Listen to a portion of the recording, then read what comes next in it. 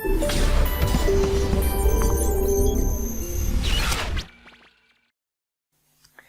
बच्चा लोग, सलाम नमस्ते सत श्री अकाल। मैं हूं आपका बायो टीचर विजय सर। तो मेरे प्यारे बच्चों, जो चैप्टर अपन ने कंट्रोल एंड कोऑर्डिनेशन चालू किया था उसके अपन लास्ट लेक्चर पे पहुंच चुके हैं, जो कि है लेक्चर नंबर 3। तो बच्चों, इस लेक्चर के अंदर अपन इस चैप्टर को ख़त्म कर देंगे, ठीक है। तो ये जो लेक्चर 3 है, इस लेक्चर के अंदर अपन इस चैप्टर को फिनिश कर देंगे। तो मेरे प्यारे बच्चों, मैं ये आशा करता हूँ कि आपको इस चैप्टर के अब तक जो है काफ़ी चीज़ें समझ में आई होंगी, ठीक है। इस चैप्टर को फिनिश करने के लिए चलिए अपन बढ़ते हैं अगली स्लाइड की ओर। अब है how the effector cause the action और मूवमेंट। इफेक्टर में प्यारे बच्चों आमतौर पे मसल्स या फिर ग्लैंड्स की ही बात होती है। यहाँ पे जो मसल के सेल्स होते हैं बच्चों, ने एक स्पेशल प्रोटीन होता है, ध्यान से सुनना, ठीक है, जो कि अपने अरेंजमेंट को चेंज कर सकता है।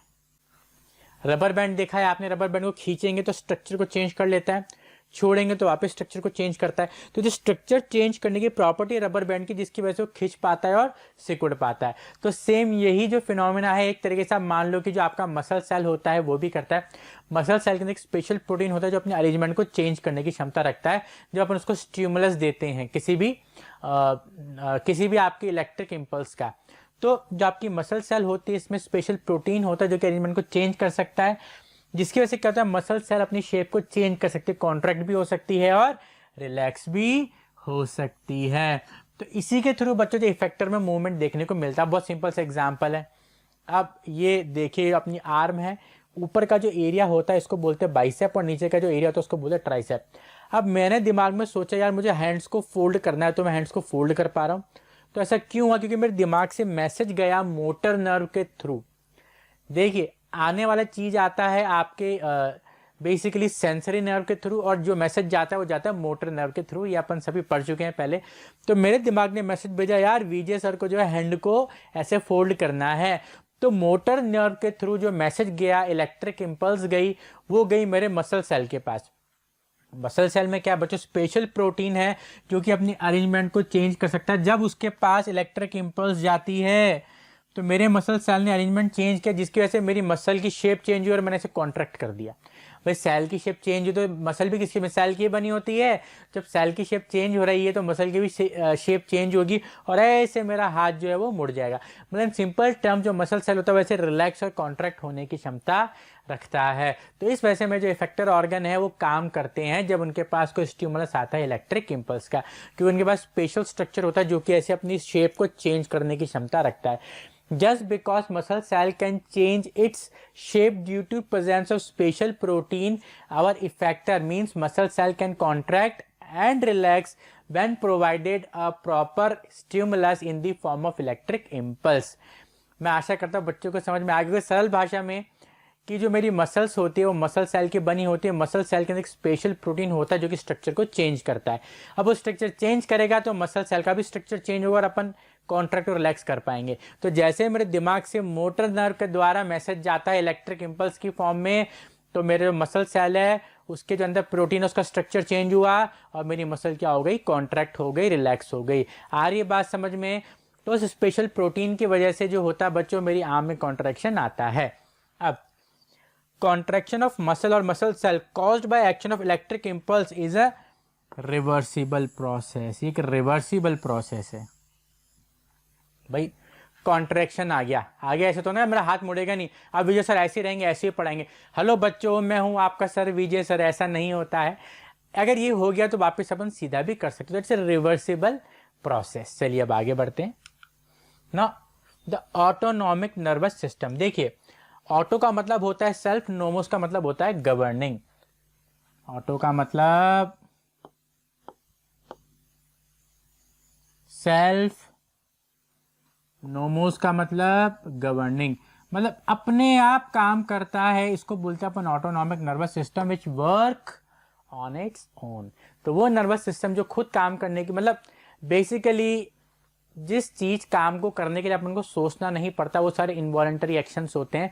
और उसमें कौन सा नर्वस सिस्टम काम करता है? Autonomic nervous system. जैसे अपना जो हार्ट है वो बीट करता है, अब मैं सोच थोड़ा रहा अरे मेरा हार्ट बीट करेगा, कॉन्ट्रैक्ट होगा, रिलैक्स होगा, तो मैं सोच थोड़ा रहा हूँ, मैं सोचने से थोड़ा ना रहा, तो अपने आप होता जा रहा है अपना।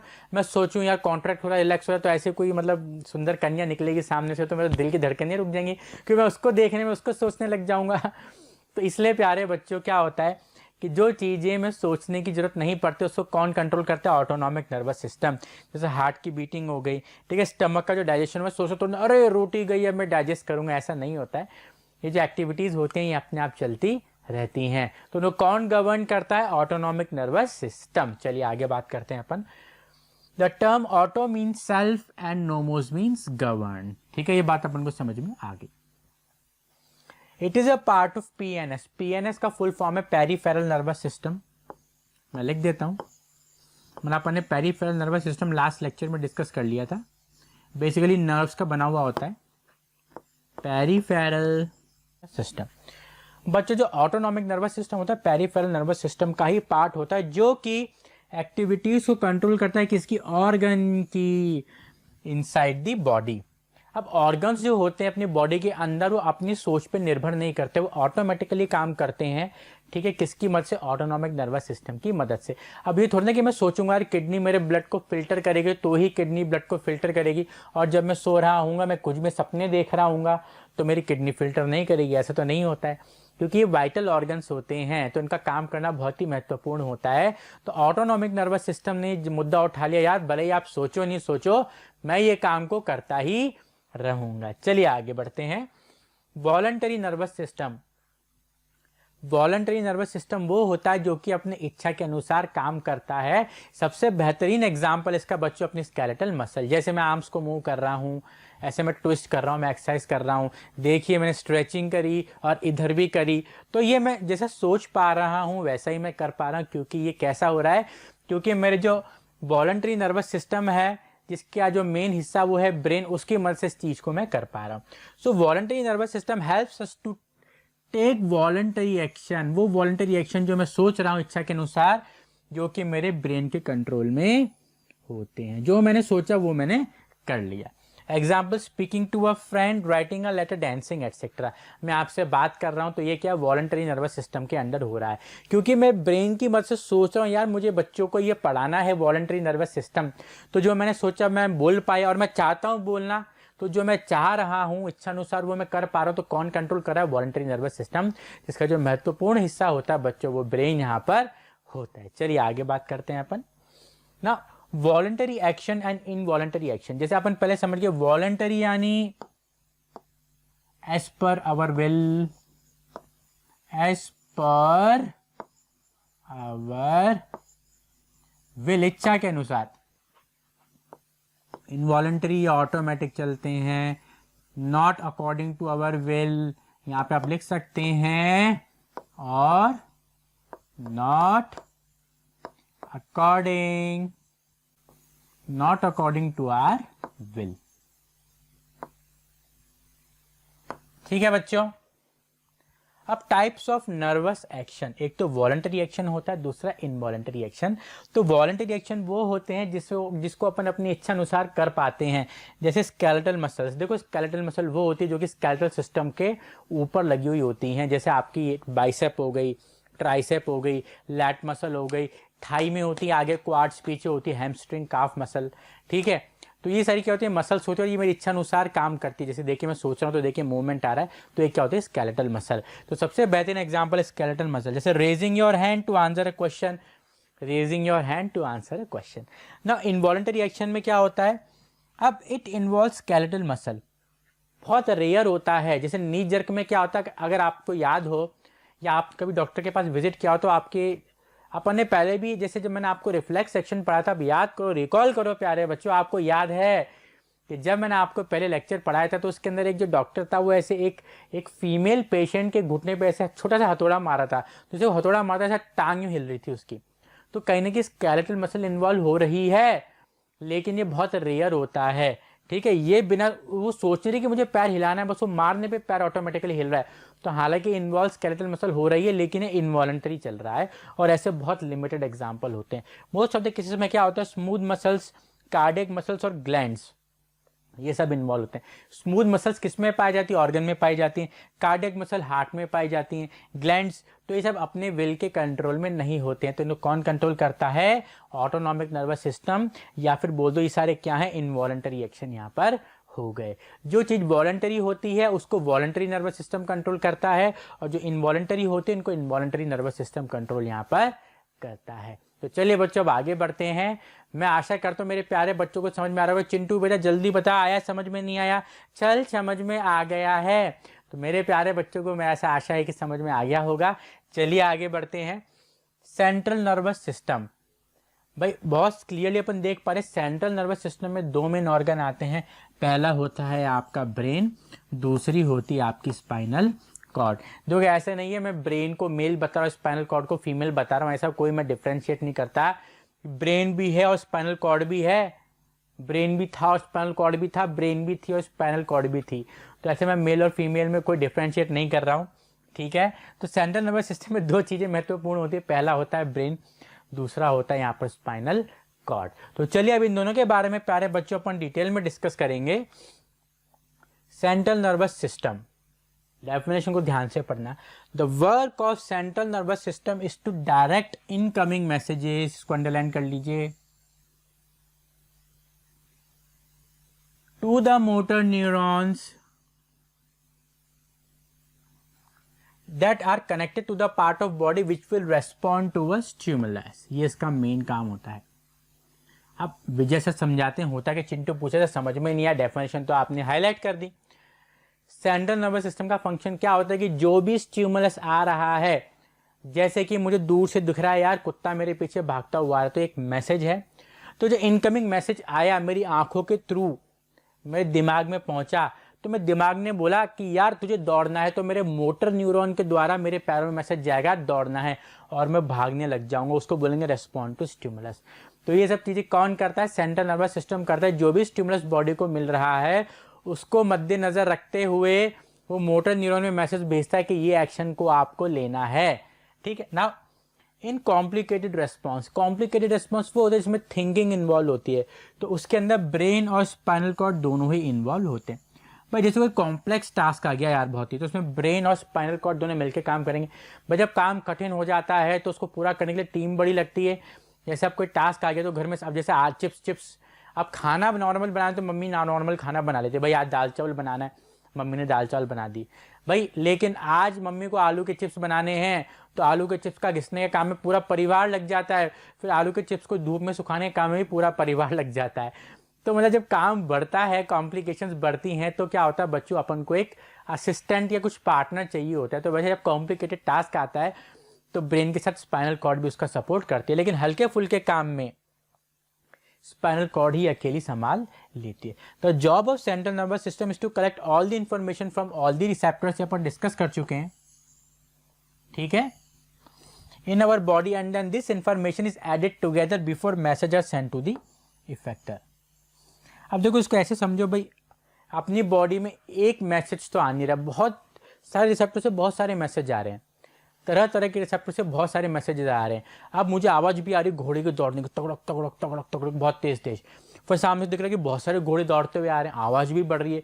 तो मेरे कानों से मैसेज गया यार कोई बहुत तेज दौड़ता हुआ आ रहा है, आंखों ने देखा घोड़े दौड़ता हुआ आ रहा है। तो दोनों मैसेज गए ब्रेन के पास, ब्रेन ने उसको एनालाइज किया और बेस्ट अप्रोच निकाली यार कि दोनों सिचुएशन से कैसे बचा सकता है मिक्स करके, कि विजय भाई दौड़ना चालू कर दे वरना घोड़े तुझे रौंदते हुए निकल जाएंगे। तो इस अपन को क्या सीखने को मिला सिचुएशन से, कि ब्रेन जो बहुत सारे स्टिमुलस आता है, इन्फॉर्मेशन आता है, उन सबको लेता है, एनालाइज करता है और एक ऐसा मैसेज भेजता है जो कि इन दोनों को पक्ष में लेते हुए एक्शन में लेकर आता है। भाई सुना मैंने घोड़े दौड़ रहे हैं, तो यानी यार मैसेज जा रहा है घोड़े दौड़ रहे हैं, आंखों से देखा मेरी तरफ दौड़ रहे हैं, तो दोनों चीज़ों को ब्रेन ने एनालाइज करा और मुझे बोला, आदेश दिया कि भाग विजय। तो मेरी टांगों में मैसेज गया और मैं दौड़ने लग गया। यार ये बात समझ में, तो ये काम होता है आपके सेंट्रल नर्वस सिस्टम का या फिर ब्रेन का, इन शॉर्ट। चलिए आगे बढ़ते हैं। नाउ ब्रेन का एक स्ट्रक्चर दे दिया है प्यारे बच्चों यहाँ पे। अब इसको जब आप देखोगे तो फोर ब्रेन, मिड ब्रेन और हाइंड ब्रेन। ब्रेन को 3 पार्ट्स में बेसिकली डिवाइड किया गया। मैं यहाँ पे लिख देता हूं। पहला हो गया यहाँ पे फोर ब्रेन, दूसरा हो गया यहाँ पर mid brain,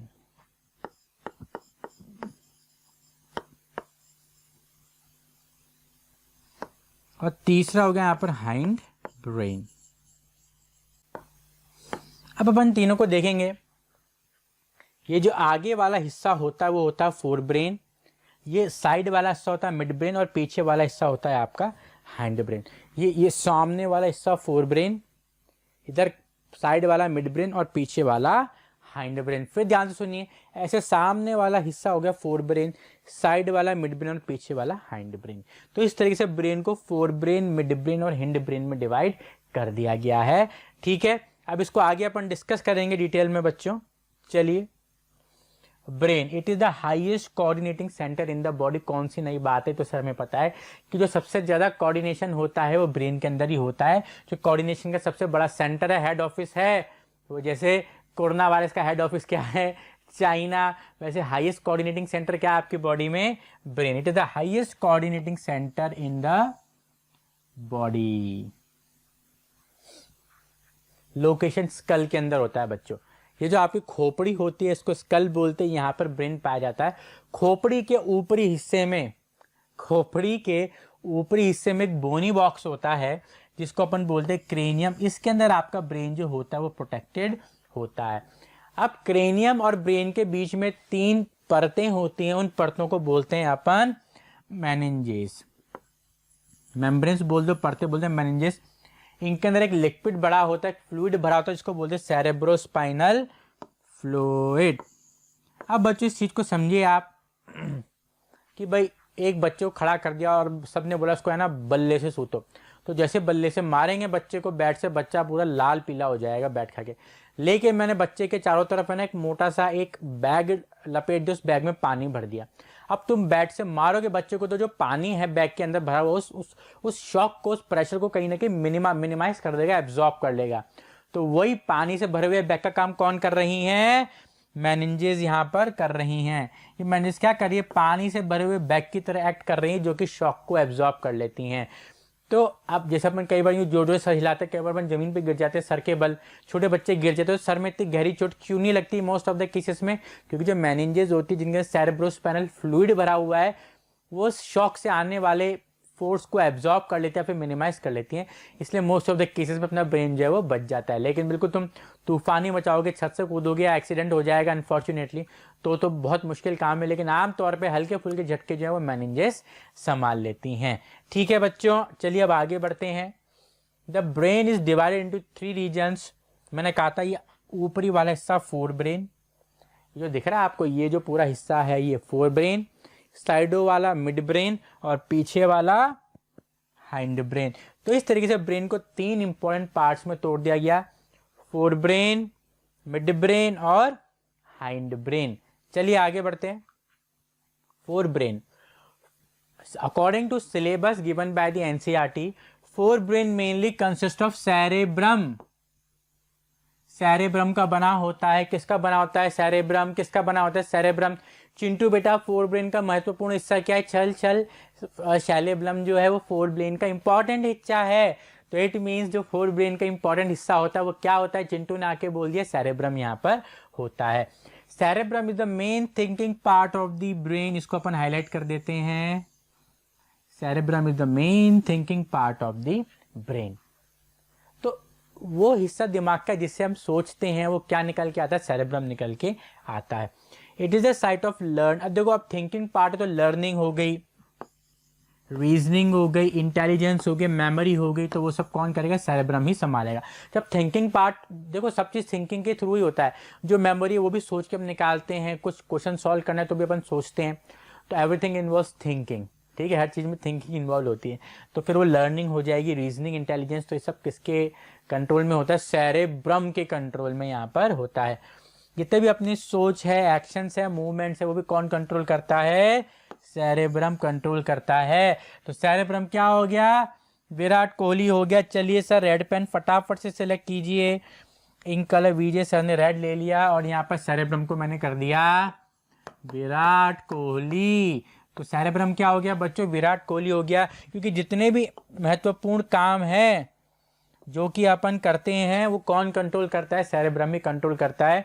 intelligence, thought, section, movement, learning, thinking, ये सब किससे कंट्रोल में, सेरेब्रम के कंट्रोल में होता है। अब ब्रेन है तो बट ऑब्वियस सी बात है अलग अलग सेक्शन होंगे जो अलग अलग मूवमेंट्स को अलग अलग इसके पार्ट्स होंगे जो अलग अलग एक्शंस को कंट्रोल करते हैं। It is different areas for performing different action. For example sensory area होता है और मोटर एरिया होता है।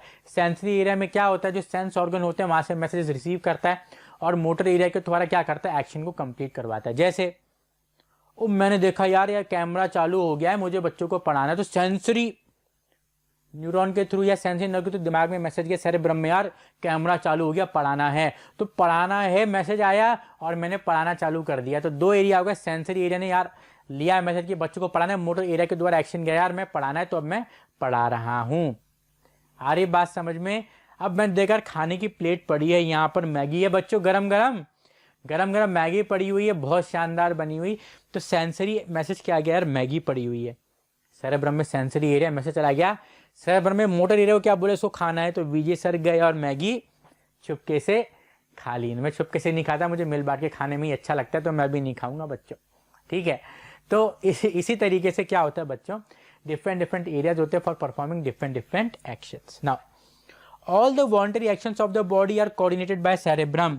तो शॉर्ट में लर्न कर लीजिए, जो भी वॉलंटरी एक्शन होते हैं, वॉलंटरी एक्शन क्या होते हैं चिंटू बेटा, चिंटू ने मुझे कान में कहा सर वॉलंटरी एक्शन वो होते हैं जो हम सोच के करते हैं। तो कौन कंट्रोल करता है चिंटू सर, सेरेब्रम करता है। चलिए आगे बढ़ते हैं अपन मिड ब्रेन। तो फोर ब्रेन अपन ने समझ लिया, फोर ब्रेन का जो महत्वपूर्ण हिस्सा होता है वो होता है cerebrum. Now coming to mid brain, ये वाला हिस्सा होता है। अब बच्चों मिड ब्रेन में वैसे तो कोई ऐसे मिड ब्रेन का कोई ऐसे स्पेसिफिक हिस्सा नहीं होता, जैसे फोर ब्रेन का जो एक इंपॉर्टेंट हिस्सा था वो था सेरेब्रम, लेकिन यहाँ पर मिड ब्रेन का कोई स्पेसिफिक हिस्सा यहाँ पर नहीं होता। मिड ब्रेन क्या करता है, रिफ्लेक्स मूवमेंट को कंट्रोल करता है, जैसे हेड, नेक और trunk reason. Head, neck and trunk reason. भाई हेड हो गया, ये आपको पता है, हेड, नेक, गर्दन, ट्रंक, ये वो एरिया जिसपे अपन बनियान पहनते हैं उसको ट्रंक बनियान को भी ट्रंक ही बोलते हैं। तो एरिया जिसपे अपन बनियान पहनते हैं उसको ट्रंक एरिया बोला जाता है। तो यहाँ के वो रिफ्लेक्स सेक्शन को कंट्रोल करता है। आ रही बात समझे, कौन करता है, मिड ब्रेन यहाँ पर कंट्रोल करता है reflex section of head, neck and trunk area. It also control reflex movement of I muscle. जैसे अब भाई बहुत तेज रोशनी आ रही है तो अचानक से जो है ना मेरी आंखों का जो प्यूपिल है वो छोटा हो जाएगा, कम रोशनी आएगी। अंधेरे कमरे में क्या प्यूपिल बड़ा हो जाएगा, डायलेट हो जाएगा, ज़्यादा रोशनी के दिखने लग जाएगा मुझे। तो इसमें भी कहीं ना कहीं मिड ब्रेन का एक रोल रहता है इस चीज़ को भी अटेम्प्ट करने में, परफॉर्म करने में। तो बेसिकली मिड ब्रेन क्या करता है, मिड ब्रेन का कोई स्पेसिफिक हिस्सा नहीं होता, रिफ्लेक्स मूवमेंट कंट्रोल करता है हेड, नेक और ट्रंक के। In response to visual and auditory response, visual यानी देखना, ऑडिटरी यानी सुनना। तो देख के और सुन के जो रिफ्लेक्स सेक्शन आते हैं हेड, नेक और ट्रंक में, उसको कौन कंट्रोल करता है, मिड ब्रेन कंट्रोल करता है। चलिए आगे बढ़ते हैं, हैंड ब्रेन की बात करते हैं। भाई हैंड ब्रेन कहने को तो हैंड, लेकिन तीन महत्वपूर्ण हिस्से देखने को मिलते हैं, पॉन्स, सेरेबेलम एंड मेड्यूला। ये तीन इसके इंपॉर्टेंट पार्ट्स होते हैं बच्चों। अब पॉन्स टेक्स पार्ट, ये जो लिखी हुई स्टेटमेंट्स वो आपको घोट के पी जानी प्यारे बच्चों। Pons takes part in regulating respiration. Pons का काम क्या है, रेस्पिरेशन को रेगुलेट करना। पॉन्स का क्या काम है, रेस्पिरेशन को रेगुलेट करना। रेस्पिरेशन कौन रेगुलेट करता है, पॉन्स करता है। चिंटू बेटा जल्दी से बता पॉन्स क्या करता है। सर पॉन्स जो होता है वो रेस्पिरेशन को रेगुलेट करता है। चलिए cerebellum helps in maintaining posture and balance of the body. तो ध्यान रखिए बॉडी का बैलेंस बनाने में मदद करता है। भाई जो भी मूवमेंट होता है जिसमें बैलेंस की नीड होती है, जैसे आप चल रहे हो, डांस कर रहे हो, तो जो बैलेंस बनता है ना अपने से, चल रहा हूँ तो जल्दी जल्दी गिर नहीं जाऊँ, डांस कर रहा हूँ तो बढ़िया मूवमेंट रहे मेरा, गिर नहीं जाऊँ, बैलेंस बनाए, तो कौन कंट्रोल करता है, सेरेबेलम यहाँ पर अपना इंपॉर्टेंट रोल प्ले करता है। Respiration, pons, cerebellum, balance of the body. Now coming to medulla, ये और इनवॉलंटरी एक्शन को, कई इनवॉलंटरी एक्शन को कंट्रोल करे, जैसे हार्ट बीट हो गया आपका, ये महत्वपूर्ण। सो हार्ट बीट को आप हाईलाइट कर लीजिए, ठीक है, हार्ट बीट हो गया यहाँ पर। ठीक है। ब्रीदिंग हो गया, यहाँ पे ब्रीदिंग को भी हाईलाइट कर दीजिए, ब्लड प्रेशर एटसेट्रा। तो इन सबको कौन कंट्रोल करता है इनवॉलंटरी एक्शन को? Medulla oblongata. ठीक है प्यारे बच्चों, तो ये होता है अपने हाइंड ब्रेन के 3 इंपॉर्टेंट हिस्से जो कि अलग अलग फंक्शन को परफॉर्म करते हैं। पॉन्स रेस्पिरेशन हो गया, ठीक है, आपका सेरेबेलम बैलेंस और पोस्चर हो गया, और मेडुला इनवॉलंटरी एक्शन से heart beat, blood pressure etcetera.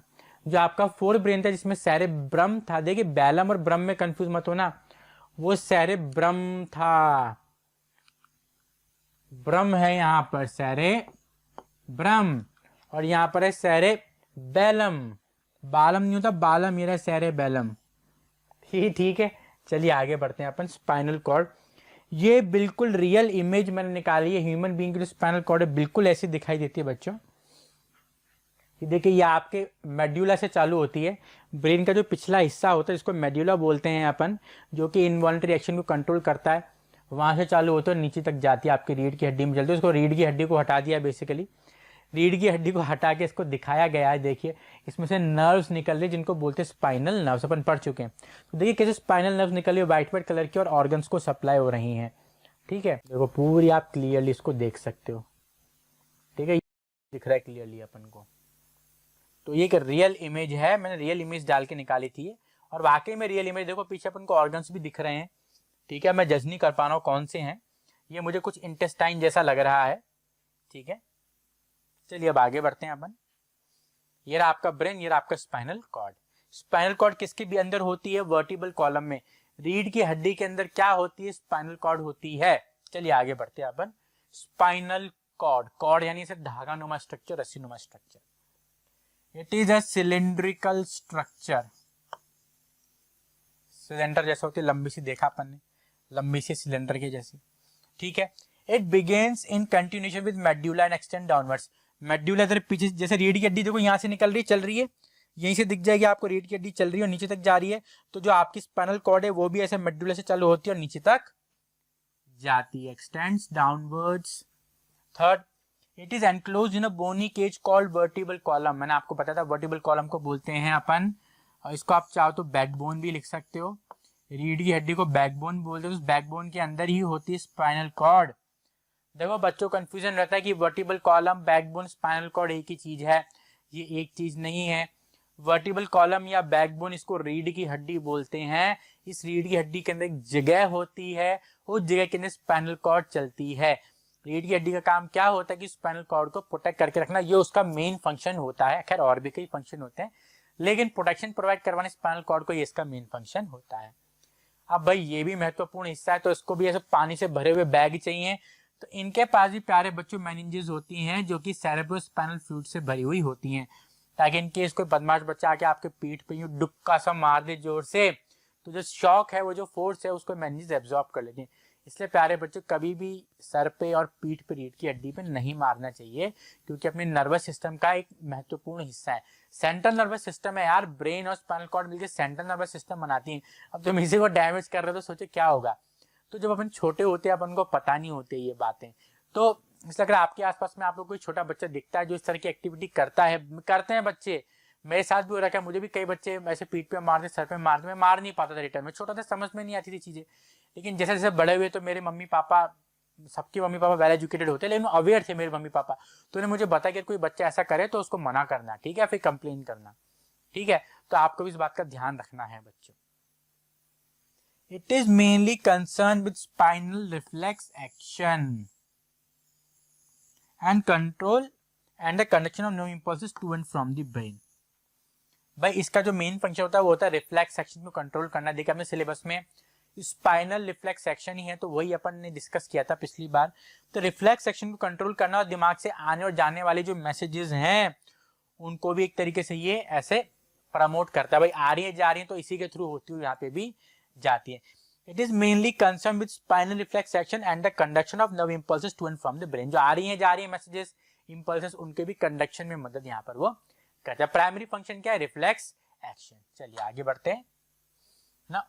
Hormones important topic है बच्चों, ध्यान से समझना। जितना इंपॉर्टेंट आपका ब्रेन और स्पाइनल कॉर्ड था, उतना ही इंपॉर्टेंट बच्चों आपका हार्मोनल सिस्टम भी है। तो इसमें क्या होने वाला है बच्चों, अब अपने नर्वस सिस्टम पूरा डिस्कस कर लिया। देखिए नर्वस सिस्टम में अपने पढ़ा autonomic nervous system, peripheral nervous system, central nervous system. फिर अपने नर्व्स के बारे में डिस्कस करा, ब्रेन के बारे में डिस्कस करा, ब्रेन के डिफरेंट पार्ट्स के बारे में डिस्कस करा भाई, for brain, mid brain, hind brain. For brain में अपने पूरा सिर्फ सेरेब्रम में महत्वपूर्ण हिस्सा है, ठीक है, वॉलंटरी एक्शन करता है, थिंकिंग सेंटर है। फिर मिड ब्रेन के बारे में बता भाई, मिड ब्रेन जो बच्चों वो भी इंपॉर्टेंट पार्ट है, ठीक है, मिड ब्रेन का फर्दर कोई जो है वो डिवीजन नहीं। उसके बाद हाइंड ब्रेन की बात करी, हाइंड ब्रेन में तीन थे, पॉन्स, सेरेबेलम और मेड्यूला, तो इन तीनों के भी अलग अलग फंक्शन थे। उसके बाद अपन स्पाइनल कॉर्ड को भी डिस्कस करा। तो नर्वस सिस्टम यहाँ पर खत्म हो गया। प्लांट भी अपन ने डिस्कस करा था, देखो चैप्टर बड़ा है, तो control and coordination in plants भी अपन ने डिस्कस करा था, जिसके अंदर अपन ने हार्मोनल सिस्टम पढ़ा था प्लांट्स के बारे में। अगर आपको याद हो तो अपन ने फाइटो हार्मोन्स यहाँ पर डिस्कस करे थे प्लांट्स के अंदर, फाइटो हार्मोन्स। क्लियर है? फाइटो का मतलब प्लांट, हार्मोन्स का मतलब आपको पता है केमिकल सब्सटेंसेस होते हैं। तो अब वो जो सिचुएशन प्लांट में पड़ती है वही सिचुएशन अब एनिमल में डिस्कस करेंगे, क्योंकि प्लांट के पास नर्वस सिस्टम नहीं था तो वो क्विक रेस्पॉन्स शो नहीं कर सकते, लेकिन एनिमल्स के पास नर्वस सिस्टम है लाइक मी, तो अपन क्विक रेस्पॉन्स शो कर सकते हैं। क्विक रेस्पॉन्स नहीं, जैसे ब्रेक डांस ही करेंगे, जो मैं क्विक समझा रहा हूँ आपको रेस्पॉन्टेनियसली एट द सेम टाइम समझा रहा हूँ, वो भी क्विक रेस्पॉन्स के अंदर ही आता है। अब बच्चों यहाँ तक बात खत्म हो गई। अब देखिए इस बात को समझिए, अगर नर्वस सिस्टम है तो एंडोक्राइन सिस्टम की जरूरत क्यों हुई? बहुत अच्छी बात है भाई, जब नर्वस सिस्टम है, फास्ट भी है, तो भगवान ने एंडोक्राइन सिस्टम क्यों बना दिया? सर बात ही समझ में नहीं आई। देखिए नर्व जो होती है वो हर जगह नहीं पहुंच सकती, तो जहाँ पे नर्व नहीं पहुंच सकती वहां पे अपने हार्मोनल सिस्टम पहुंच जाता है। इसलिए अपने अंदर नर्वस सिस्टम और एंडोक्राइन सिस्टम दोनों ही सिस्टम भगवान ने प्रोवाइड करवाया, नर्वस सिस्टम भी और एंडोक्राइन सिस्टम भी। तो दोनों सिस्टम मिलके एक भाई बहन की तरह काम करते हैं। फिर देखिए मैं दोबारा डिफरेंशिएट नहीं करूंगा कौन भाई है कौन बहन है, आपको जो सोचते हैं सोच लीजिए, मेरे दोनों बराबर हैं। तो दोनों एंडोक्राइन सिस्टम और आपका नर्वस सिस्टम मिलकर काम करते हैं एनिमल्स में, ताकि जो रेस्पॉन्स निकल के आए वो एक ऑप्टिमाइज्ड रेस्पॉन्स निकल के यहाँ पे आता है। तो हार्मोन्स की बात करते हैं बच्चों, तो हार्मोन्स आते हैं एंडोक्राइन सिस्टम के अंदर, जिनको अपन डिस्कस करेंगे आगे। पहले हार्मोन समझिए होता क्या है। Hormones are the chemical substances, आप इन्हें केमिकल मैसेंजर्स भी बोल सकते हो, they can also be called as chemical messengers.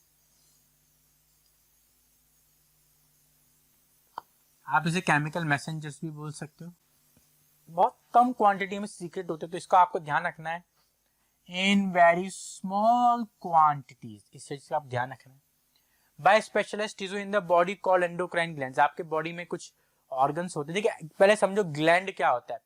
Gland आपकी बॉडी का एक हिस्सा होता है, ऑर्गन होता है, जो कुछ ना कुछ बना के निकालता है।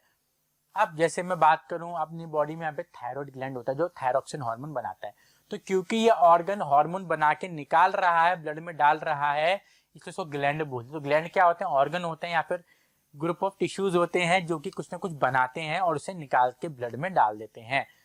तो hormones most of the cases में ब्लड में ही ट्रेवल करता है, और जो ऑर्गन हार्मोन्स बनाते हैं उन्हें ग्लैंड्स बोला जाता है इन सिंपल वर्ड्स। ग्लैंड क्या हुआ? वो ऑर्गन जो कुछ ना कुछ बना के निकालता है, और निकालने को बोलते सीक्रेट करना। भाई थायराइड ग्लैंड ने थायरोक्सिन निकाला, तो थायराइड ग्लैंड सीक्रेट यानी निकाला थायरोक्सिन हार्मोन को, निकालने को बोलते सीक्रेट करना। मैं लिख देता हूं यहाँ पे, निकालना यानी सीक्रेट करना। ये वो सीक्रेट वो नहीं है वो गुप्त वाला कि भाई सीक्रेट है ये इसको छुपा के रखा, वो सीक्रेट मतलब निकालना। तो जो ग्लैंड्स होते हैं वो हार्मोन्स को सीक्रेट करते हैं, बना के निकालते हैं, ठीक है। तो हार्मोन्स क्या हुए? हार्मोन्स केमिकल मैसेंजर्स हुए, केमिकल्स हुए, ठीक है, जो कि बहुत कम क्वांटिटी में एंडोक्राइन ग्लैंड्स बनाते हैं और ब्लड में उसको निकाल देते हैं। Now the hormones coordinate the activities of living organism and also their growth, अपनी एक्टिविटी को भी कोऑर्डिनेट करते हैं, ग्रोथ में भी महत्वपूर्ण रोल प्ले करते हैं। जैसे ग्रोथ हार्मोन हो गया, उसको अपन जीएच बोलते हैं, आगे पढ़ेंगे कि ग्रोथ हार्मोन क्या करता है, ह्यूमन की ग्रोथ में मदद करता है, बोन्स और मसल्स की। ग्रोथ हार्मोन कम सीक्रेट होगा तो इंसान नाटा रह जाएगा, और ज्यादा सीक्रेट होगा तो इंसान खली बन जाएगा। तो नाटे को बोलते हैं ड्वार्फ, खली को बोलते हैं एक्रोमेगैली। कौन सी मेगैली? एक्रोमेगैली, जिसमें इंसान में ग्रोथ हार्मोन एबनॉर्मल क्वांटिटी में रिलीज होता है, जिसकी वजह से उसकी जो ऐसे बोन्स लंबी लंबी हो जाएंगी, लंबा हो जाएगा। आगे डिस्कस करेंगे, फोटो भी दिखाऊंगा, समझ रहे हो। They are poured directly into the blood and carried throughout the body by blood circulation. मैंने कहा ना ब्लड में डाल दिया जाता है. They have effect at the site different from the site where they are produced. Virat Kohli point लिख दो यहां पर वीके. मतलब हार्मोन बनता कहीं और है, असर कहीं और जाकर करता है, ये इसकी खासियत है. अब जैसे थायराइड ग्लैंड है, वो थायरोक्सिन बनाएगा, थायरोक्सिन ब्लड के थ्रू बॉडी में जाएगा और टारगेट ऑर्गन के ऊपर जाके काम करेगा. ये नहीं कि थायराइड ग्लैंड ने थायरोक्सिन बनाया और इसके ऊपर काम करेगा. ये तो हो गया भैया, जिस थाली में उसी में छेद कर दिया, भाई मैंने तुझे बनाया तो मेरे ऊपर ही आक्रमण कर रहा है. तो ऐसा हार्मोन बहुत इज्जतदार लोग है भाई, अपनी ईमानदारी का काम पूरे तरीके से करते हैं. तो जिसने बनाया उसके ऊपर आक्रमण नहीं करेंगे, टारगेट ऑर्गन के ऊपर जाकर ये आक्रमण करेंगे. आगे अपन पढ़ेंगे कौन कौन से इनके टारगेट ऑर्गन्स होते हैं. चलिए बच्चों अब आगे बढ़ते हैं अपन. ये कुछ केमिकल ऐसी बॉन्डिंग इमेज ली है मैंने, जो आपके हार्मोन्स भी क्या केमिकल्स है, तो केमिकल से बॉन्ड्स होते हैं. तो इस तरीके से बच्चों के रफली जो है 3D डायग्राम है, जो एक हार्मोन को रिप्रेजेंट कर रहा है in an imaginary way. Endocrine system. Endocrine system में क्या होते हैं बच्चों, एंडोक्राइन ग्लैंड्स होते हैं. अभी मैं समझाऊंगा एंडोक्राइन और एक्सोक्राइन ग्लैंड क्या होते हैं. एंडोक्राइन ग्लैंड इंपॉर्टेंट इसलिए रेड में लिख दिया मैंने.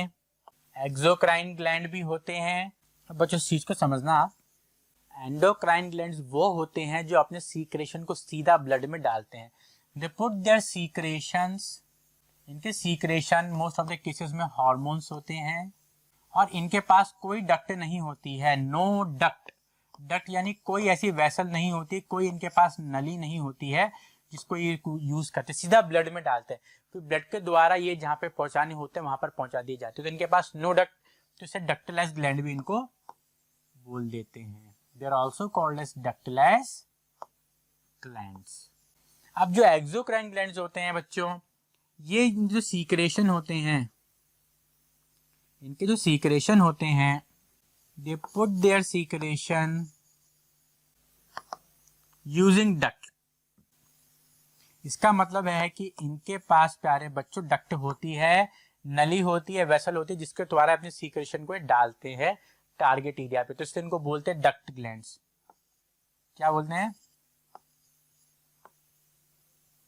तो इनके पास डक्ट होती है, तो ब्लड में ना डाल के डक्ट के द्वारा, ऐसे नली के द्वारा जहां पे पहुंचाना होता है उनको पहुंचा दिया जाता है. तो एक्सोक्राइन ग्लैंड क्या हो गए, डक्ट ग्लैंड हो गए, क्योंकि अपने सीक्रेशन को डक्ट के द्वारा टारगेट तक पहुंचाते हैं. जो एंडोक्राइन ग्लैंड होते हैं बच्चों, डक्टलेस ग्लैंड होते हैं और इनके सीक्रेशन जो कि आमतौर पे हार्मोन्स होते हैं, इसे ब्लड के द्वारा टारगेट साइट पे पहुंचा दिया जाता है. अच्छा, एक स्पेशल और आते हैं जिन्हें बोलते हैं मिक्सोक्राइन ग्लैंड, जो दोनों ही फंक्शन परफॉर्म करते हैं, एंडोक्राइन का भी और एक्सोक्राइन का भी. जैसे टेस्टिस हो गई, टेस्टिस क्या करती है, हार्मोन बनाती है. टेस्टोस्टेरोन, टेस्टिस मेल में ही पाई जाती है, आगे पढ़ाऊंगा. तो टेस्टिस क्या करते हैं, हार्मोन बनाती है, मेल सेक्स हार्मोन, जिसको बोलते हैं टेस्टोस्टेरोन. तो ये प्यारे बच्चे, जो टेस्टोस्टेरोन होता है ये ब्लड के द्वारा आपकी बॉडी में जाता है और आपके बॉडी में जो सेक्सुअल ऑर्गन है उसका डेवलपमेंट कराता है प्यूबर्टी के दौरान. उसी के साथ साथ टेस्टिस स्पर्म्स भी बनाती हैं और स्पर्म में ट्यूब के द्वारा डिलीवर की जाती है. तो इसमें डक्ट भी आ गई और ब्लड के अंदर भी सीक्रेशन डाल दिया गया. स्पर्म डक्ट के द्वारा, हार्मोन ब्लड के अंदर, तो दोनों की तरह इसने काम करा. उसको अपन मिक्सोक्राइन ग्लैंड भी बोल सकते हैं. तो अपन देखें, अब एंडोक्राइन ग्लैंड ही पढ़ेंगे अपन यहाँ पर. तो देखिए ये रहा हाइपोथैलेमस दिमाग में, हाइपोथैलेमस के नीचे पिट्यूटरी ग्लैंड ऐसे मटर के दाने जैसा होता है.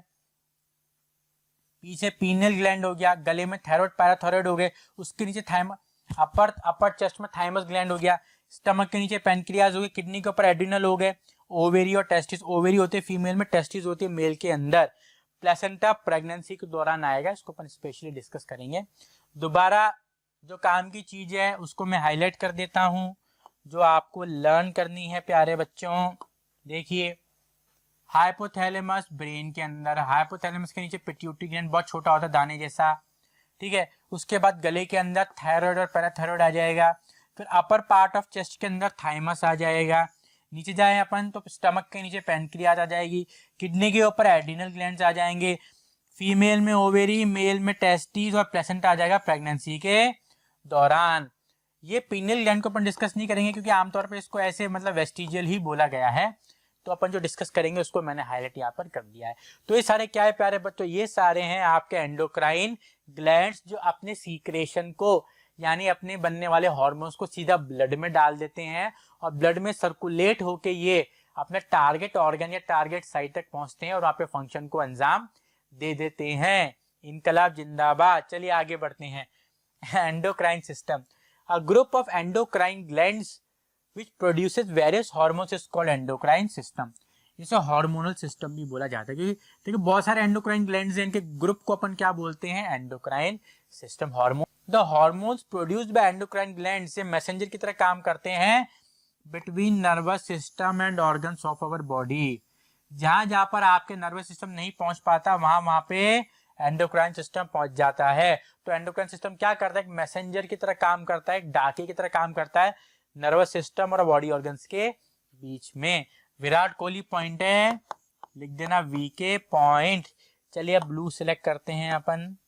The complete coordination in human body is achieve by nervous system as well as endocrine system. अच्छी बात है भाई। देखो मैंने बताया आपको कि हर जगह जो है आपका नर्वस सिस्टम नहीं पहुंच सकता और हर जगह भी एंडोक्राइन सिस्टम नहीं पहुंच सकता, तो दोनों को मिलजुल के यहाँ पर साथ ही हाथ बटाना जैसे काम करना पड़ेगा। आगे बढ़ते हैं। The main center in the body for the coordination of two system are hypothalamus and pituitary gland। ठीक है, मेन जो अपन यहाँ पे होते हैं बच्चों, कोऑर्डिनेशन ऑफ टू सिस्टम। देखिए दो सिस्टम है, नर्वस सिस्टम और एंडोक्राइन सिस्टम। अब इन दोनों सिस्टम के बीच में जो कोऑर्डिनेशन बैठाता है वो बैठाता है हाइपोथैलेमस और पिट्यूटरी ग्लैंड। नर्वस सिस्टम अपने आप में राजा, एंडोक्राइन सिस्टम में अपने आप में राजा। तो दोनों के बीच में कोऑर्डिनेशन कौन बिठाते हैं, हाइपोथैलेमस और पिट्यूटरी। ये दोनों मिलकर यहाँ पर अपना जो है काम करते हैं। और पिट्यूटरी को भी कौन कंट्रोल करता है, हाइपोथैलेमस कंट्रोल करता है। चलिए अब आगे बढ़ते हैं। हाइपोथैलेमस ये राजाओं का राजा है, बताऊंगा कैसे। ये आपके ब्रेन में प्रेजेंट होता है। पहली बात तो ये रिलीजिंग हार्मोन और इनहिबिटरी हार्मोन्स को रिलीज करता है। अब इसकी वजह से क्या होता है, पिट्यूटरी ग्लैंड को ये कंट्रोल करता है। मतलब बेसिकली पिट्यूटरी ग्लैंड को अगर ये रिलीजिंग हार्मोन भेजेगा तो पिट्यूटरी ग्लैंड क्या करेगा, हार्मोन्स रिलीज करवाएगा। और इनहिबिटरी हार्मोन्स भेजेगा तो पिट्यूटरी ग्लैंड क्या करेगा, हार्मोन्स को रिलीज होने से रोकेगा। तो मतलब ये क्या कर रहा है, रिलीजिंग हार्मोन से पिट्यूटरी ग्लैंड की मदद के द्वारा हार्मोन को रिलीज करवा रहा है, इनहिबिटरी हार्मोन से पिट्यूटरी ग्लैंड के द्वारा रिलीज वाले हार्मोन को इनहिबिट करवा रहा है। मतलब ये इन दोनों की मदद से इसको कंट्रोल कर रहा है। तो राजाओं का राजा हो गया, राजा तो हो गया पिट्यूटरी। लेकिन अब देखो मैं एक फनी सी बात आई, ये तो हो गया राजा और ये हो गया राजा की वाइफ, राजा की बीवी। अरे बात समझ में, देखो बीवियां, देखो बहुत बुरा लगने वाली बात नहीं है। अगर बुरा भी लगेगा तो क्या होगा, सच्चाई यही है। जो वाइफ होते हैं अपने हस्बैंड को कंट्रोल करते हैं और हस्बैंड पूरे घर को कंट्रोल करता है। भाई हस्बैंड क्या होता है, कमा के, मोस्ट ऐसा मैं नहीं कह रहा कि फीमेल्स कमाती नहीं कमाती, general most of the case में हस्बैंड जो होते हैं वो अर्निंग मेंबर होते हैं। तो हस्बैंड कमा के ला रहे तो पूरा घर कंट्रोल में है। तो हस्बैंड क्या हो गया, पिट्यूटरी ग्लैंड। हस्बैंड को कौन कंट्रोल करती है, वाइफ हो गई आपकी हाइपोथैलेमस। ऐसे आप समझ जाओ। चलिए आगे बढ़ते हैं। पिट्यूटरी ग्लैंड ब्रेन के जस्ट नीचे होता है, present just below the brain, बहुत छोटा साइज होता है। ये एक हार्मोन रिलीज करता है जो हो गया जीएच। जीएच यानी growth hormone. Growth hormone human body की ग्रोथ को कंट्रोल करता है। अगर ज्यादा अमाउंट में सीक्रेट होगा, बेसिकली बोन्स को और मसल्स की ये ग्रोथ करवाता है। देखिए ये इसका बहुत गंदा ट्रेंड चल रहा है आजकल बच्चों, जो बॉडी बिल्डिंग इंडस्ट्री है उसमें चीज देखने को बहुत ज्यादा मिलती है। अगर अपन 1980s के एरा की बात करें या 1980 से पुराने एरा की बात करें तो जो बॉडी बिल्डर्स हुआ करते थे वो बहुत इतने ज्यादा बल्कि नहीं हुआ करते थे। आप देखना 1970s body builder, 1980s body builder, तो उसमें एक नॉर्मल आदमी में कोई जमीन आसमान का अंतर नहीं होता। हल्का फुल्का उनका साइज अच्छा होता है और शेप बॉडी की एकदम परफेक्ट होती है। अगर आप 1990s या 1980 से पहले के बॉडी बिल्डर को देखोगे जो नेचुरल हुआ करते थे, अच्छी डाइट लेते थे, प्रॉपर प्रोटीन सप्लीमेंट लेते थे, गलत इंजेक्शन नहीं लगाते थे, ये ग्रोथ हार्मोन नहीं लेते थे, उससे पहले की बात कर रहा हूँ, तो उनका साइज नॉर्मल हुआ करता था। लेकिन उनकी जो बॉडी की जो कटिंग हुआ करती थी, शेप हुआ करती थी एकदम लाइक गॉडली, इतनी बेहतरीन, इतनी ब्यूटीफुल बॉडी की शेप हुआ करती थी कि मतलब मान जाते थे उनको। लेकिन आज के बॉडी बिल्डर्स आप देखो ऐसा लग रहा है कि भाई हाथी में और उनमें कोई अंतर नहीं है। इतने बड़े बड़े उनकी बाइसेप्स, इतने बड़े बड़े चेस्ट, एब्स, तो कैसे पॉसिबल हुआ ये इतना बड़ा साइज गेन। मैं शेप की बात नहीं कर रहा, मैं साइज की बात कर रहा हूँ बच्चों यहाँ पे। तो इतना साइज कैसे गेन कर ले जो कि बॉडी के लिए पॉसिबल नहीं है। ग्रोथ हार्मोन्स की मदद से। तो आज के जो बॉडी बिल्डर्स है वो क्या करते हैं, ग्रोथ हार्मोन्स यूज करते हैं, अब्यूज करते हैं, एक्स्ट्रा ऑर्डिनरी क्वांटिटी में बॉडी में इंजेक्ट करते हैं, जिससे क्या होता है वो ग्रोथ करवाते हैं बॉडी की मसल्स की।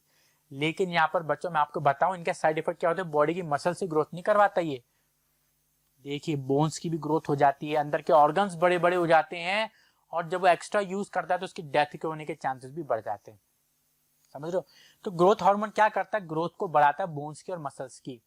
तो जैसे कई लोग नाटे रह जाते हैं तो उनको भी ग्रोथ हार्मोन दिया जाता है, लेकिन वो एक लिमिटेड क्वांटिटी में और मेडिसिनल पर्पस के लिए जाते हैं। लेकिन जो एक नॉर्मल आदमी है उसे मसल बिल्डिंग के ग्रोथ हार्मोन को यूज कर रहा है, तो उसको तैयार रहना पड़ेगा उसके साइड इफेक्ट्स को भी भुगतने के लिए, क्योंकि सिर्फ उसकी मसल्स ही बड़ी नहीं होंगी, उसकी बोन्स भी बड़ी हो जाएंगे, उसके अंदर के ऑर्गन भी बड़े हो जाएंगे और दिखेंगे ऐसे निकलते हुए, समझ रहे हो। तो जो बल्कीनेस आती है वो गलत तरीके से आती है हार्मोन वाले इंजेक्शन लेने से। जो एक नेचुरल बॉडी बिल्डर होता है वो दिखेगा नहीं, जब अपनी कपड़े शर्ट्स जो है वो ओपन करेगा तो उसकी बॉडी की जो शेप होगी वो बताएगी यार ये गजब का आदमी है। चलिए, अब जिस आदमी में ग्रोथ हार्मोन की कमी हो जाती है तो देखिए वो लंबा नहीं हो पाया, उसको बोलते हैं ड्वार्फ। और जिसमें ज्यादा सीक्रेट हो गया, देखो ऐसा नहीं इस बंदे ने जो इंजेक्शन लगाए हैं ऐसा नहीं है, ये नेचुरली इसकी बॉडी में कुछ ऐसा डिफेक्ट आ गया जिसकी वजह से ग्रोथ हार्मोन एक्स्ट्रा निकल गया। तो देखिए ऐसे बेचारा का मुंह जो है अजीब सा लंबा हो गया, हाइट कुछ ज्यादा लंबी हो गई, तो इसको बोलते हैं एक्रोमेगैली।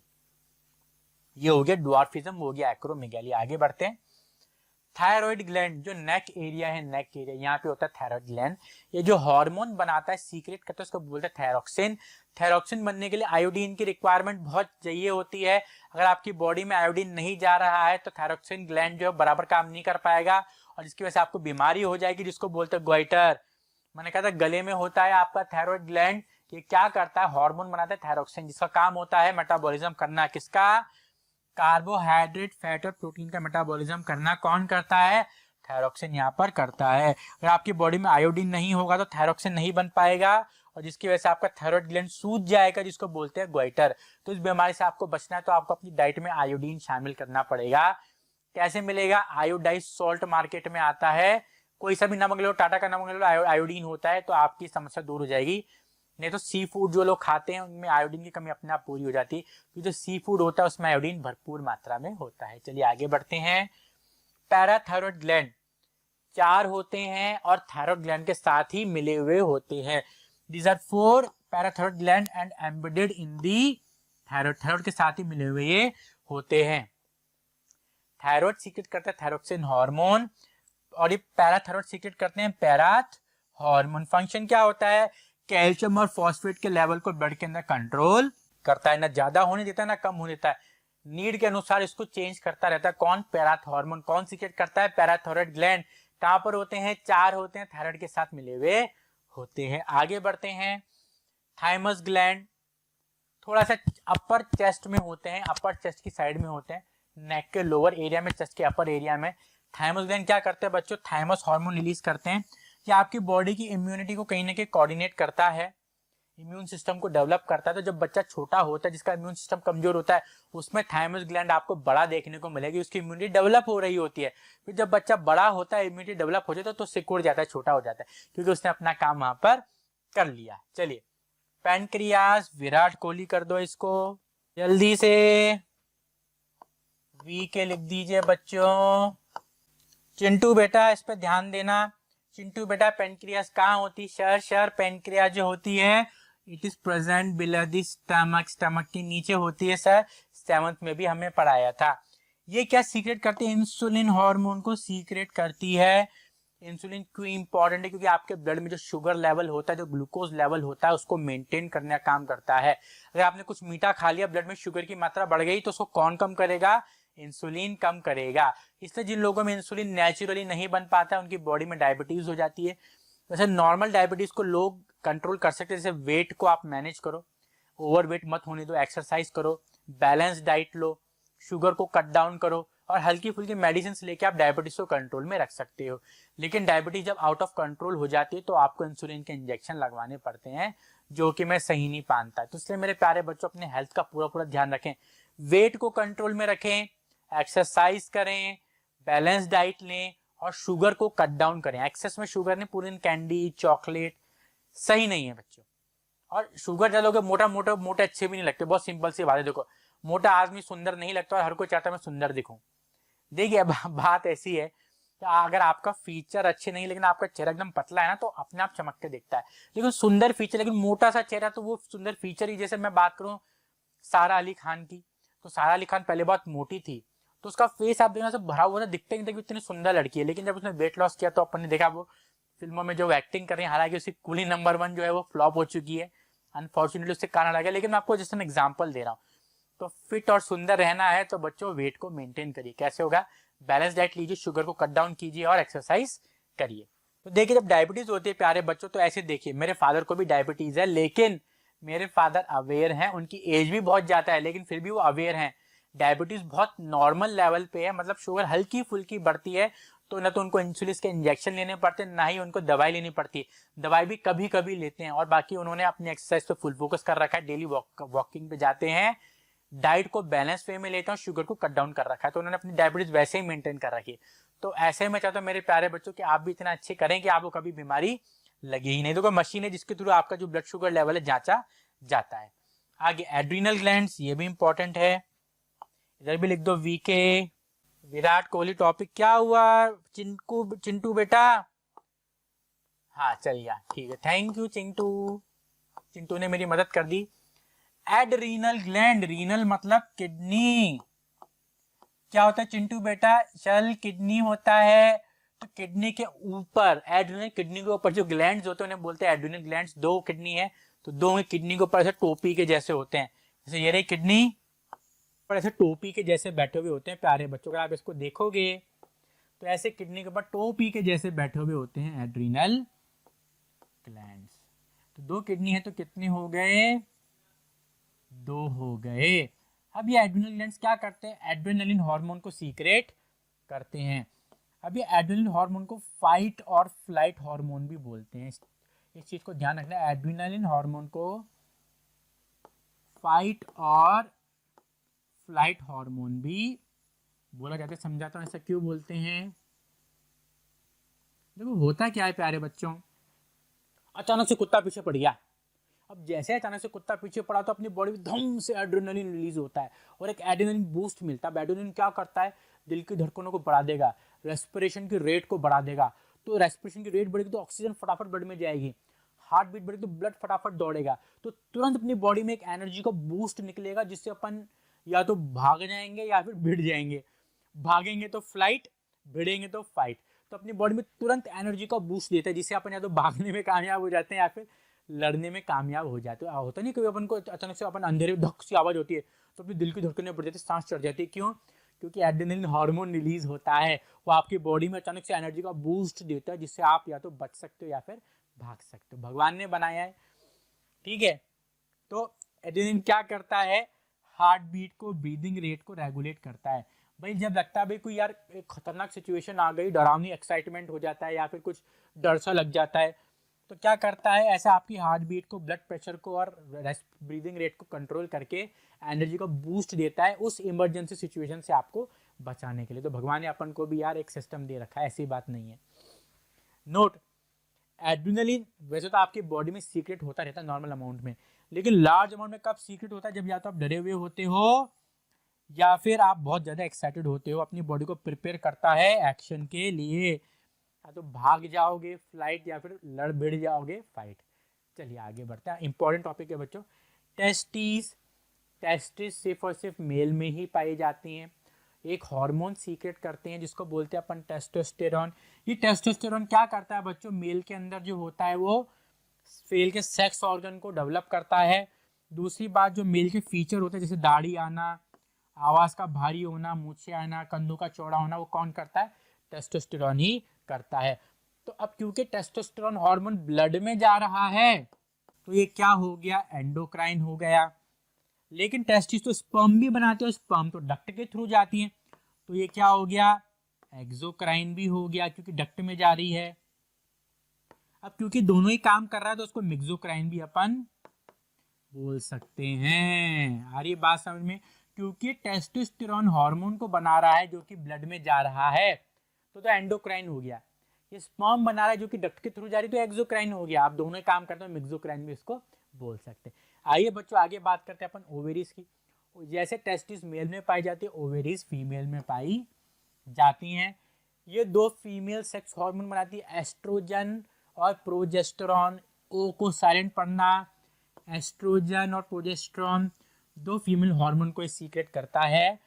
एस्ट्रोजन का काम होता है फीमेल सेक्स ऑर्गन को डेवलप करना और साथ ही साथ में फीमेल फीचर्स को लेके आना, जैसे आवाज़ का, जैसे लड़की नुमा होना, फेमिनाइन वॉइस, स्किन का सॉफ्ट होना, डेवलपमेंट ऑफ मेमोरी ग्लैंड्स, तो ये सब कौन करवाता है? एस्ट्रोजन करवाता है। प्रोजेस्टेरॉन क्या करता है? यूट्रस को चेंज करता है मेंस्ट्रुअल साइकिल के दौरान। जो मेंस्ट्रुअल साइकिल में यूट्रस में चेंजेस आते हैं वो किसकी मदद से आते हैं? प्रोजेस्टेरॉन की मदद से आते हैं। साथ ही साथ में ओवम भी बना रहा है। अब ये दो हार्मोन तो ब्लड में जाते हैं तो एंडोक्राइन हो गया, ओवम ट्यूब के थ्रू जाता है तो एक्सोक्राइन हो गया। अब ये भी दोनों कर रहा है तो उसको मिक्सोक्राइन आप बोल सकते हो। अब बच्चों जो टॉपिक है फीडबैक मैकेनिज्म, ये भी विराट कोहली टॉपिक है, मैं आपको बता दूं तो इसको कम मत समझना, इसको आप कम समझने की गलती मत कर देना। होता क्या है बच्चों, देखिए हार्मोन अगर ज़्यादा निकलेगा तो भी गलत है, कम निकलेगा तो भी गलत है। मैं बोले दूध पीना जरूरी है, अब एक बच्चा एक बाल्टी दूध पी रहा है, एक बच्चा एक बूंद पी रहा है, दोनों केसेस में गलत है। आपको हर चीज़ मॉडरेट अमाउंट में, रिक्वायर्ड अमाउंट में ही लेनी होती है। तो अगर हार्मोन ज़्यादा सीक्रेट होगा तो भी गड़बड़ होगी, कम सीक्रेट होगा तो भी गड़बड़ होगी। जैसे ग्रोथ हार्मोन ज़्यादा सीक्रेट हो रहा था तो एक्रोमेगाली हो रही थी, आदमी से खली बन रहा था, कम सीक्रेट हो रहा था तो नाटा बन रहा था, तो गड़बड़ है ना। बैलेंस होना चाहिए। तो ये बैलेंस बनाने वाला जो सिस्टम है उसको बोलते हैं feedback mechanism. The quantity and timing, the quantity and timing of hormone released, the quantity and timing of hormone released को कौन कंट्रोल करता है? Feedback mechanism. तो आपकी बॉडी के एक तरीके से मान के चलो ये CPU है। ब्लड ग्लूकोज लेवल अगर हाई हो जाएगा तो क्या होगा यार, पैनक्रियास को पता पड़ेगा कि यार ब्लड ग्लूकोज लेवल हाई हो गया, इंसुलिन निकालेगा, ब्लड ग्लूकोज लेवल वापस से कम हो जाएगा। यानी क्या होगा, लिवर ग्लूकोज को ब्लड से निकाल के ग्लाइकोजन की फॉर्म में स्टोर कर लेगा। यानी ब्लड से ग्लूकोज निकल गया, लिवर में ग्लाइकोजन की फॉर्म में स्टोर हो गया, तो ब्लड शुगर लेवल कम हो गया, कंट्रोल हो गया। लेकिन अगर ग्लूकोज लेवल कुछ ज़्यादा ही कम हो गया तो क्या करेगा, पैनक्रियाज ने वहाँ पे इंसुलिन निकाली, इस केस में ग्लूकागन निकाले, ग्लूकागन क्या करेगी, आपके लिवर में जो ग्लाइकोजन स्टोर हुआ था उसको तोड़ के ग्लूकोज को ब्लड में डालेगी और वापस से बढ़ जाएगा ब्लड ग्लूकोज। बात समझ में आ रही है? तो ऐसे ब्लड के जो ग्लूकोज लेवल को, शुगर लेवल को कंट्रोल करते हैं।